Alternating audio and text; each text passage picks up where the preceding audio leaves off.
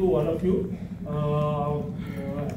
I'm Dr. Surinder Singh Bhatia. I'm the Director of Medical Service at Apollo Multi-Speciality Hospital. We are at the outset very grateful and express our deep thankfulness to all of you for having made it here because Apollo Multi-Speciality Hospital, which represents a part of the Apollo Group, stands on three pillars of clinical excellence, academics and research. We as a hospital are very keen to take cancer treatment to a next level, and we want to increase our activity of preventing cancer, early detection of cancer and early management of cancer, for which we have already brought in many projects which include low dose CT, breast mammography screening as well as pap smear screening, which are there. But now we also want to introduce colon cancer, जो कि एक बहुत important cancer है, common cancer है. कितना पहले हम लोग इसको ज्यादा वैल्यू नहीं देते थे, लेकिन अभी हम इसको बहुत वैल्यू देते हैं और हम चाहते हैं कि कोलन कैंसर, जिससे कि काफी लोग पीड़ित हैं, वो उसको इम्प्रूव किया जाए. तो इसलिए आज मेरे समस्त डॉक्टर महेश गोयनका, जो कि number 1 leading gastroenterologist of the city and the eastern part of the country, is a leading gastroenterologist, a very important person in the field of clinical excellence, academics and research. और एक इनका research colon cancer पे भी चल रहा है, जो कि एक multi centre multi country trial है, जिसमें कि इन्होंने पार्टिसिपेट कर रहे हैं, जो कि अभी कंप्लीट नहीं हुआ है. वो भी उसके बारे में भी मैं अनुरोध करूंगा कि सर हमारे को बताएं. मेरे साथ में डॉक्टर सुप्रतीक, जो कि एक कैंसर सर्जन है, रोबोटिक कैंसर सर्जरी के माहिर हैं, और इन्होंने काफी काम किया है कोलन कैंसर के ऊपर. साथ में मेरे डॉक्टर अर्पिता एंड डॉक्टर संजीवन है, जो कि पैथोलॉजिस्ट हैं. हम एज अपोलो ग्रुप का कंट्री वाइड लॉन्च ऑफ कॉलफिट, जो कि कैंसर स्क्रीनिंग प्रोग्राम है, that cancer screening program is being launched all over the country in the Apollo hospitals, and we like to bring in the benefits of cancer screening.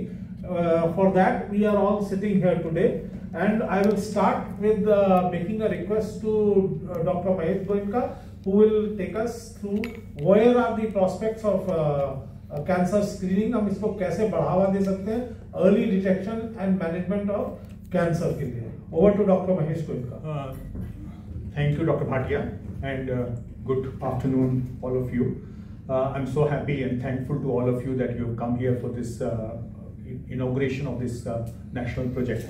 Let me first tell you that this is the first pan-India project which is being started by Apollo Group of Hospitals in all Apollo setups, and this will be possibly a game changer in the early diagnosis of colorectal cancers.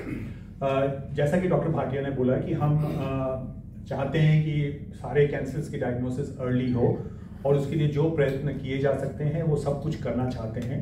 Colorectal cancer एक ऐसी बीमारी है जिसके बारे में ज़्यादा prevention की तरफ ध्यान नहीं दिया गया है अभी तक इंडिया में, लेकिन मैं कुछ डाटा आपके साथ शेयर करना चाहूँगा. पहली बात तो है कि ग्लोबली यदि देखा जाए तो colorectal cancer 3rd commonest cancer है. मतलब 1, 2, 3 यदि हम करें 36-38 टाइप के कैंसर के बारे में हम बात करते हैं, उसमें टॉप 5 में टॉप 3 में कोलोरेक्टल कैंसर का नंबर आता है. और यदि डेथ की बात करें तो colorectal cancer 2nd commonest cause of cancer causing death है. ये इसलिए है कि उसके ऊपर ब्रेस्ट आता है, लेकिन ब्रेस्ट में यूजुअली यदि डायग्नोसिस ट्रीटमेंट हो जाए तो उसमें मोर्टेलिटी डेथ उतनी ज़्यादा नहीं होती है.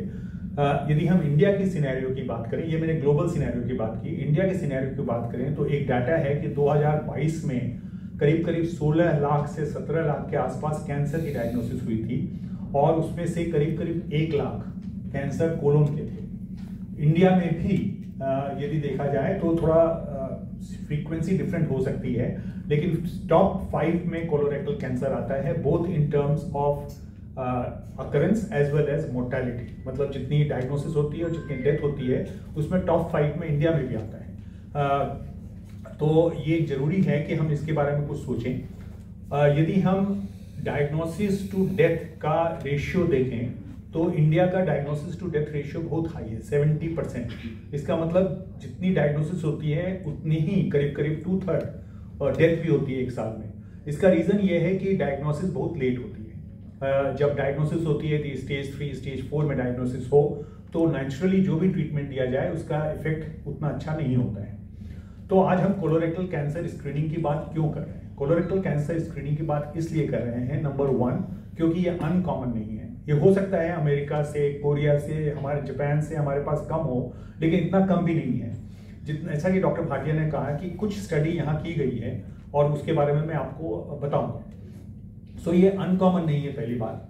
दूसरा है कि इसकी मोर्टेलिटी, जैसे मैंने कहा कि अनफॉर्चुनेटली बिकॉज डायग्नोसिस बहुत लेट होती है इसलिए डेथ रेट बहुत हाई है।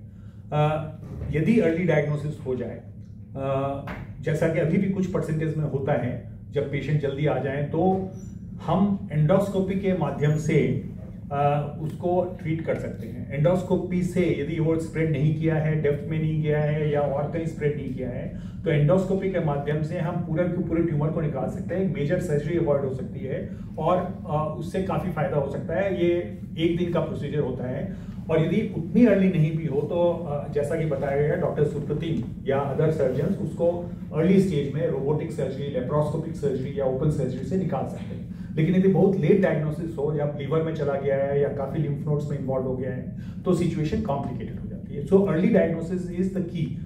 Now the third thing is that carcinoma of colon is very unique. Unique इसलिए है कि वो डीनोवो शुरू नहीं होता है। ऐसा नहीं है कि सडनली कैंसर सेल्स आ गई और कैंसर शुरू हो गया। पहले वो एडिनोमा, पहले पॉलिप के रूप में शुरू होता है और पॉलिप से